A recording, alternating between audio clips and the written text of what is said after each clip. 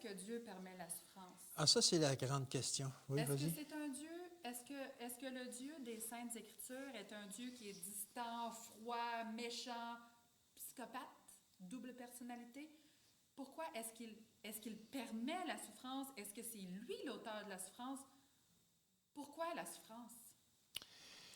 C'est une question existentielle de tout le monde depuis la nuit des temps. Pourquoi Dieu permet la souffrance ou pourquoi Dieu amène la souffrance?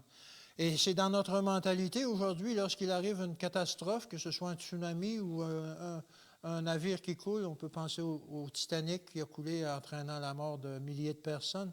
On dit à ce moment-là, c'est un act of God, c'est causé par Dieu. Où était Dieu? Où était Dieu? Où on a un enfant qui est malade, qui, par exemple, qui a la leucémie, puis on dit, mais où est Dieu durant que mon enfant est malade comme ça? Alors, est-ce que c'est vraiment Dieu qui envoie cette souffrance-là, qui cause ces malheurs-là? Non, Dieu n'est pas l'auteur de la souffrance. Est-ce que c'est marqué dans la Bible, ça? Ben oui, c'est surtout marqué que Dieu peut transformer la souffrance en bien.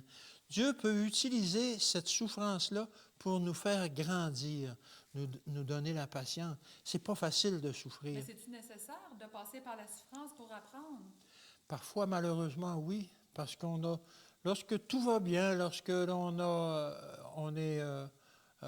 besoin de rien, à ce moment-là, peut-être qu'on oublie Dieu. Mais notre style de vie, parfois, peut nous amener des souffrances. On peut causer la maladie nous-mêmes par notre alimentation, notre comportement de vie, nos fréquentations, etc. Et puis, à ce moment-là, on se dit, mais pourquoi on est malade? Pourquoi si? Pourquoi Dieu m'envoie ça? Alors que c'est notre comportement qui nous a apporté ça. Et on le voit dans la Bible, par exemple, si on prend l'exemple de Job, Job qui a souffert énormément, qui a perdu toute sa famille en une nuit, toutes ses richesses,